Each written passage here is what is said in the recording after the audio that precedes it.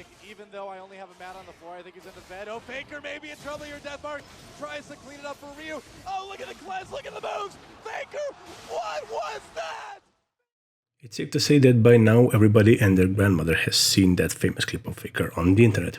Hello everybody and welcome to another episode of Should You Tube It with your host LP. In this series we talk about what type of content best matches the game, and on today's topic is the game that everybody loves to hate, League of Legends. So regardless of if you had played the game, stopped playing the game, or have not played the game at all, it is safe to say that you've definitely heard about League of Legends and its famous community. Now, to start this review off with the shortest and easiest of the topics, League's gameplay. Basically, you control the champion with 4 active abilities and 1 passive ability, and along with 4 of your teammates positioned in different lanes around the map, you engage in a 5 versus 5 match with the intention of breaking through to the enemy's base and destroying the center. Now, with 163 different champions and a lot more items, the game leaves a lot of room for creative playstyles and skill expression. Many champions come with a very high learning curve, making them all the more satisfying to play once you actually get good at the game.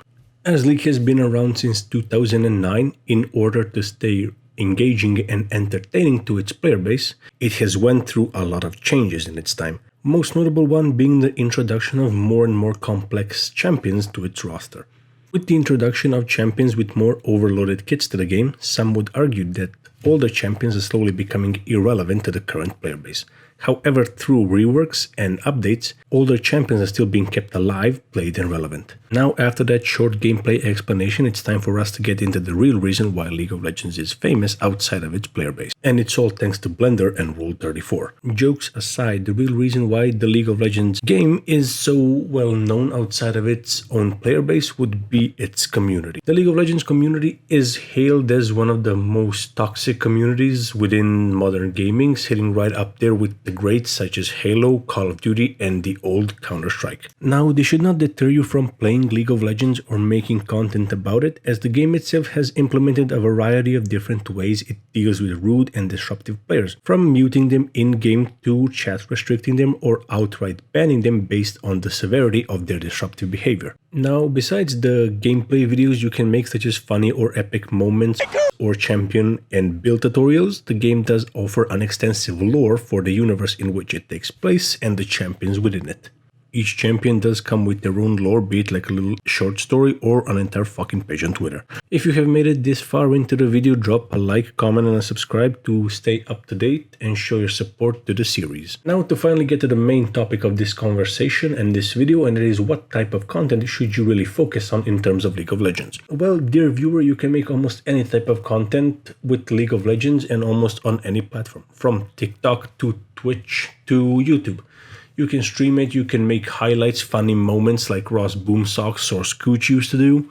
You can make news about LCS or about different streamers or players, pro players, and what they're doing, how they're doing what they do, etc. Or you can do stuff like Necrit does and cover lore of various champions. Honestly, there's really not much of a formula of how and what content you should make, just in this case make what best suits you and what you would like to make the most.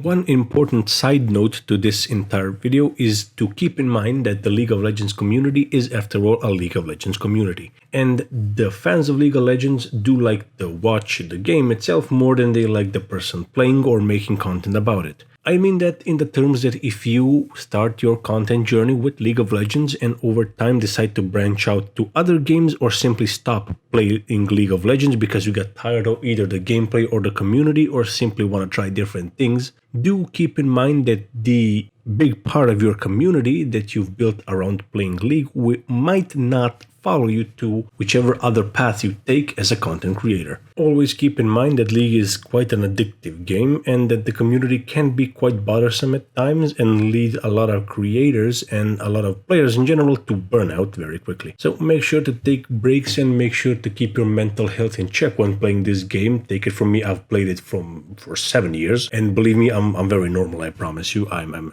absolutely not affected by this game in any way. But yeah, keep your mental health in check, make sure you do not burn out, and have yourself plenty of fun with this game, because I do believe that League of Legends is, in my opinion, a game that despite its ups and downs will persist over time and help a lot more creators rise through the ranks of YouTube on its back. So with all that being said and done, I bid you all farewell, and I will see you all in the next episode of Should You Tube It.